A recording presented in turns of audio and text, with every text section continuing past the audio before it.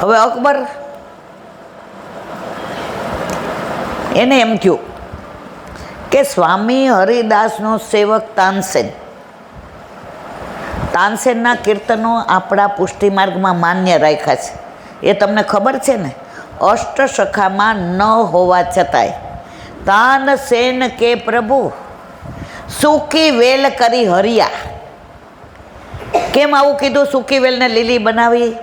તાનસેન કે હું તો ગાવામાં સૂકી વેલ હતો, ભાવમાંય સૂકો હતો. સૂકા પાંદડા ખખડે બહુ, પગ પડે તો એનો અવાજ આવ્યા વિના નો રે. લીલી વસ્તુનો અવાજ ન આવે, કોમળ હોય. તમારા પગ પડે તો એ કોમળતા એની જળવાય રે. તો તાનસેન કીર્તન ગાયું, તાનસેન કે પ્રભુ સૂકી હરિયા કરદી હરિયા. એવા તાનસેન ગાય ને ત્યારે અકબર પૂછે, અરે યાર તાનસેન તું તો એટલું જ સરસ ગાય છે, ક્યાં શીખ્યો છે? તાનસેન કંઈ કહેવાય નહીં, રાજા વાજાનું વાંદરા હકડા રહે જ નહીં, એને કાન જ ન હોય. કોઈ પણ ચડાવે ને એટલે કાન બદલાવી નાખે કે હવે નવો કાન. સમજાય છે?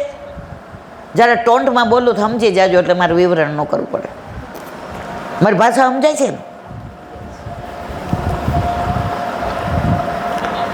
એક દિવસ અકબર બગડ્યો, આજ તો તારે મને કહેવું જ પડશે કે તારા ગુરુ કોણ, નહીં તો તને ફાંસીએ ચડાવીશ. સત્તા આગળ શાણપણ નકામું. તાનસેન કે ભારે કરી. એ કે મારા ગુરુ સ્વામી હરિદાસ, એ કે મને એની પાસે લઈ જા. સ્વામી હરિદાસ પાસે કેવી રીતે લઈ જાય? એ તો યવન હતો, અન્ય માર્ગી હતો, અને સ્વામી હરિદાસને આમાં રસ નહોતો કાંઈ. અત્યારે કળિયુગમાં બધું ચાલી રહ્યું, નવા નવા મઠ ને નવા નવા આશ્રમ ને કેટલાય સેવકો કરવાના. હું ભગવાન બતાવીશ, પેલા તું તો જો. મારા વલ્લભે કોઈને કહ્યું નથી કે તને ભગવાન પાસે લઈ જઈશ. બધા આચાર્યોએ કહ્યું. મારા વલ્લભે શું કીધું ખબર છે? તને ભગવાન પાસે નહીં લઈ જાઓ, ભગવાન તારી પાસે લઈ આવીશ.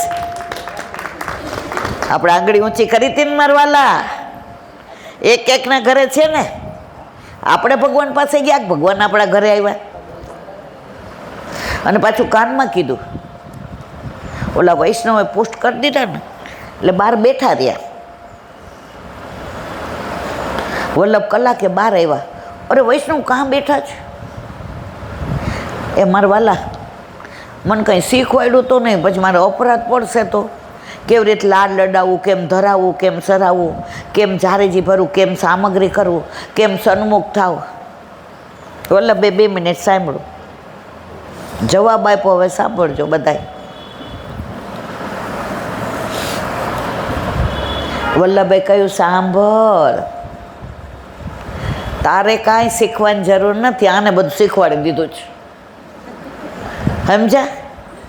મેં કાનમાં કહી દીધું ઠાકોરજીને, મારો વૈષ્ણવ રાખે એમ રહેજો, એ જગાવે ત્યારે જાગજો, એ પોઢાડે ત્યારે પોઢજો, એ આટલું અરોગાવે તોય ફરિયાદ ન કરતા, અને આટલું અરોગાવે તોય ફરિયાદ ન કરતા. આજે અમારે 8:30 નીકળવાનું હતું, મારા ઠાકોરજીને મેં એવું જ કર્યું હોય ને. મેં પૂછ્યું, લાલા જાઓ ગોપાલલાલજી પાસે. એ કે માં હું ને એ ક્યાં જુદા છીએ? તું એના દર્શન કરીશ ને એમાં તને મારા જ દર્શન થશે. હાલ તારી ભેગો આવી ગયો ને. એટલે વલ્લભે આપણને સરળમાં સરળ માર્ગ આપ્યો છે કે જેમ આપણે રાખશું ને એમ ઠાકોરજી રહેશે. ઠાકોરજી રાખે એમ આપણે રહી શકીએ એમ નથી. આપણી બહુ ટાઈમમાં હોય ને તો આપણે ઠાકોરજીને હલવો જ હોય. સમજા કે નહીં? હલવોમાં હવે સમજા. રસાવાળું શાક ભાત ને રોટલી ન કર્યો, ભાખરી કરી નાખ્યો. ગોપી પૂછે કે હા તારી માએ ઘોડી મૂક્યો ને વેલો? એ કે મારી માને કાંઈ ન કહેતી, એ રોજ આવું બધું ખવડાવતી હતી ને તો આજે મારી માના હાથની મન તો ભાખરી રસાવાળું શાક ને ભાતમાંય મજા આવી. ગોપી આજની તો વાત જ જુદી. આ આપણો પ્રભુ છે મારા વાલા. વાત કરતા હતા સ્વામી હરિદાસની.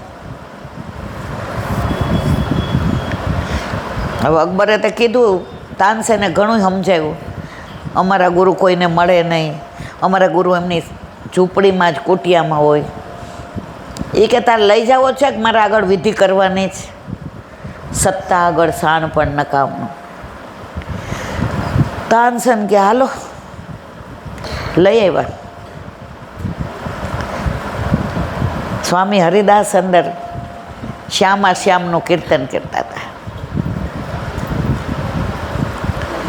અને અકબર સાંભળીને કે વાહ માશાલ્લાહ માં. હરિદાસ કે આ કોને લઈ આવ્યો છે? તાનસેન આવ્યો, કોને લઈ આવ્યો છે? એ કે સાચું બોલ. એ કે સાચું બોલું છું, હવે એ ફાંસી દેવાના છે ને તમે? એ કે હું કાંઈ નહીં કરું.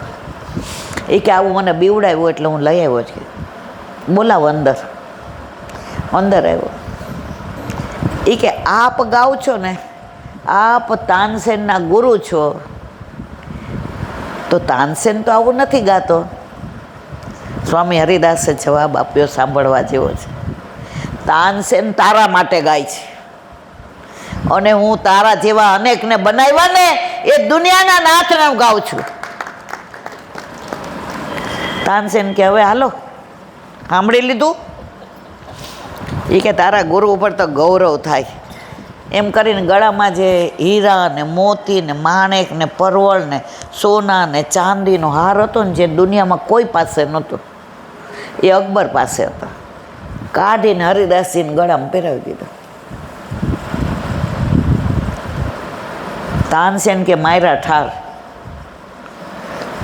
મારા ગુરુ અને તે હવે હા કે તો હાથ કપાય, ના કે તો નાક કપાય. જો ઓફિસરની આગળ ને ગધેડાની પાછળ ક્યારેય ન જવું. સમજી ગયા ને? કાંઈ કહું નહીં ને? હવે સાંભળવા જેવું છે આગળ.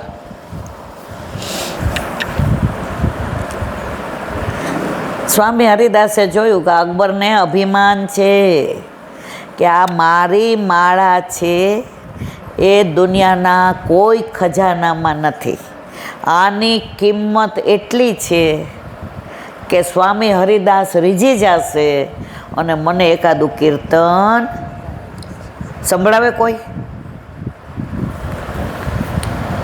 હવે એનું અભિમાન તો ઉતારવું જોઈએ ને. ઠાકોરજીને બે જ વસ્તુ ન ગમે, એક ધુમાડો અને એક અભિમાન, ક્લેશ. સ્વામી હરિદાસ શાંતિથી બેઠા રહ્યા.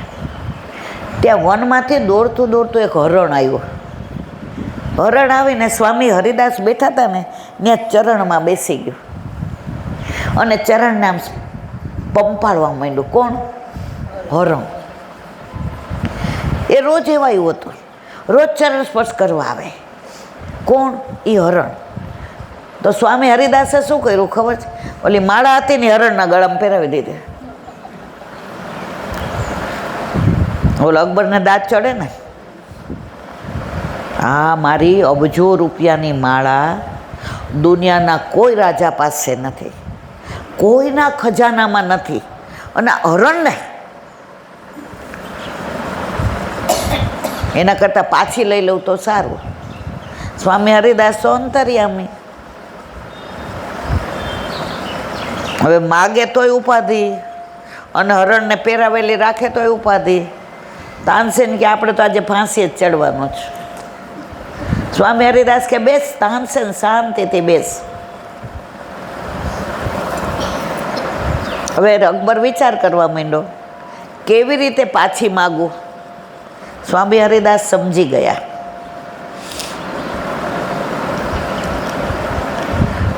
હરણના ટોળે ટોળા આવ્યા અંદર. સ્વામી હરિદાસે ખાલી હરણને પૂંછકાર્યું ને આમ વાલ કર્યું ને તો હરણે અવાજ કર્યો કે હું અહીંયા સ્વામી હરિદાસ પાસે બેઠો છું. તો બીજા હરણને હરણી કે ઓહો સ્વામી હરિદાસ પાસે જ. તો ટોળા ને ટોળા અહીંયા આવી ગયા. એ બધાય ટોળાના ટોળામાં માળાજી આના જેવી ધારણ કરેલી હતી. હરણે સમજ્યા કે નહીં મારવાલા? અકબર કે અરે હું તો અભિમાન કરતો હતો કે આવી માળા કોઈ પાસે હોય નહીં, એવી મેં સ્વામી હરિદાસને આપી. સ્વામી હરિદાસ કે તારી હોય લઈ લે. બોલો કે આમાં મારી કઈ મને ખબર નથી, તો હાલ તો થા, નીકળ બહાર. બોલો કે મારો તોય જાયશ નહીં, મને આપની સાથે બેસવું, આપનું સાનિધ્ય, આપનું સ્વરૂપ, આપનું તેજ, આપની આભા, આપનું પ્રકાશ, આપનું રૂપ, આપનું પૂંજ, આપનો પ્રભાવ મારા હૈયામાં એવો ઠરી ગયો છે, એવો વસી ગયો છે કે મને અહીંથી જવાનું મન થતું નથી. સ્વામી હરિદાસે તાનસેન સામું જોયું, હવે આ યવનને લઈ જાય અહીંથી.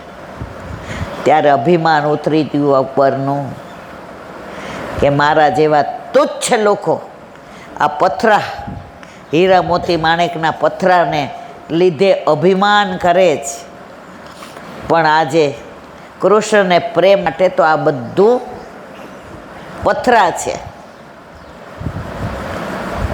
તો આપણે પણ આપણા માથે બિરાજતા આપણા ઠાકોરજી માટે કાંઈ પણ કરાવીએ, બહાર પ્રદર્શન કરાય. અત્યારે વધુમાં વધુ શું થાય છે, મેં મારા ઠાકોરજીને જો આવા કુંડલ હીરાના કરાવ્યા, તું તારા દીકરા માટે કરાવસ 5 તોલાની માળા લકી બતાવવા આવસ? ઠાકોરજી માટે જેણે તને બધું આપ્યું છે, જે તારા ઘરનો રાજા છે, એના માટે તું પ્રદર્શન કરસ એમ? અત્યારે જે આ દેખાદેખી થઈ ગઈ છે ને, પુષ્ટિ માર્ગનો વ્યાપ વધ્યો છે પણ ઊંડાણ ઘટી ગયું છે, એના લીધે સાનુભાવ થતો નથી. મારા વરને હું કેવો પ્રેમ કરું છું તમને કહેવાની જરૂર નથી, અને આપણે કહેતાય નથી, પણ પ્રભુને પ્રેમ કરીએ ને બહાર કીધા વિના રહેતા નથી. ઘણાય મને એમ કે એટલે બેન મારી સામગ્રી એવી સરસ થાય ને, એકવાર તમારે ઠાકોરજીને અરોગાવો ને. મેં કીધું શું કામ? મારા ઠાકોરજીને તો મારા હાથનો જ ભાવે છે. એ કે તમને તો કહેવા જેવું જ નથી. મેં મને કહેવું નહીં, ફોર્મ બની જાઓ. હું મારા ઠાકોરજીને કોઈનું નહીં જ ધરાવું, હું કોઈની લાણી નહીં લઉં. અત્યારે તો પાઠ કરવા જવાના, પૈસા લેવાના રિક્ષાના, તે વાડકા રાખવાના, આવું ના થાય મારા વાલા. આપણે બધા પુષ્ટિ માર્ગીએ છીએ, આપણામાં કોઈનું લેવાતું નથી. અત્યારે તમારા બધાને દર્શનનો ટાઈમ થઈ ગયો છે, રસિયા ગાવાનો આનંદ આવે, એકાદો રસિયો લઈએ પછી આગળ સત્સંગ કરીએ. કારણ કે અત્યારે રસિયા ન ગાઈએ ને ત્યાં સુધી આપણે અધૂરા. રસિયામાંની અંદર રસ લઈએ એટલે મધુરા મધુરા. મિલનભાઈ ડફ બાપ વગાડો અને રસિયો ગાઓ. સાંભળવું છે ને?